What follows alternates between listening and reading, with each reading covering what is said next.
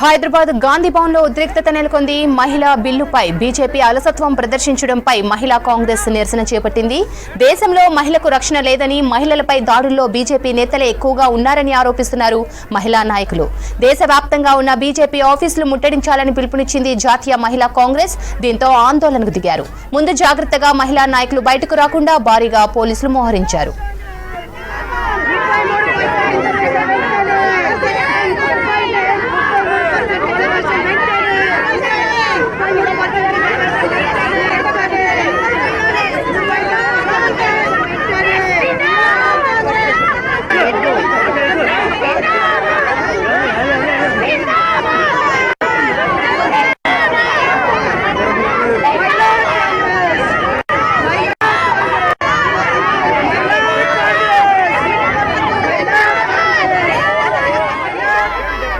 హైదరాబాద్ గాంధీ భవన్ లో ఉద్రిక్తత నెలకొంది. మహిళా బిల్లుపై బీజేపీ అలసత్వం ప్రదర్శించడంపై మహిళా కాంగ్రెస్ నిరసన చేపట్టింది.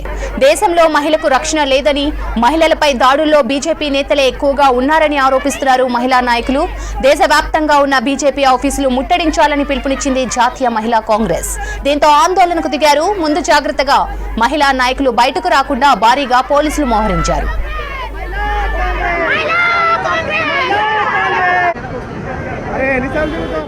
ఈరోజు 33% రిజర్వేషన్ బిల్లు పైన ఏదైతే పెట్టాడో ఆగమేఘాల మీద మోదీ, దానికి సంబంధించి ఇంప్లిమెంటేషన్కి నోచుకొని బిల్లు ఈరోజు మేము అందుకే వారి వైఖరి తప్పుపడుతూ ఇంప్లిమెంటేషన్ చేయకుండా మా హక్కులు తొక్కేస్తున్న మోదీకి రాబోయే కాలంలో ఇంకా పెద్ద ఎత్తున చెక్కు పెడతాం.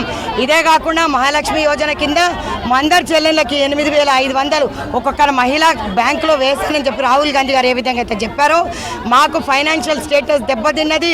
ఈరోజు పెట్రోల్ డీజిల్ ధరలే కాకుండా నిత్యావసర సరుకుల ధరలు అన్నీ కూడా పెరిగిపోయినాయి. అదే కాకుండా ఈరోజు మానభంగాలు, హత్యలు, ఈరోజు ఆడపిల్ల బతికే విధంగా లేకుండా చేస్తున్నాడు. పార్లమెంట్లో అమెండ్మెంట్స్ తేవాలి. ఖచ్చితంగా ఇక్కడ ఉన్న 8 ఎంపీలు రేపు పొద్దున స్థానిక సంస్థలలో పెద్దగా గెలుస్తామంటున్నారు. మా ఓటు బ్యాంకు లేకుండా మీరు ఎట్లా గెలుస్తారని మేము అడుగుతున్నాం.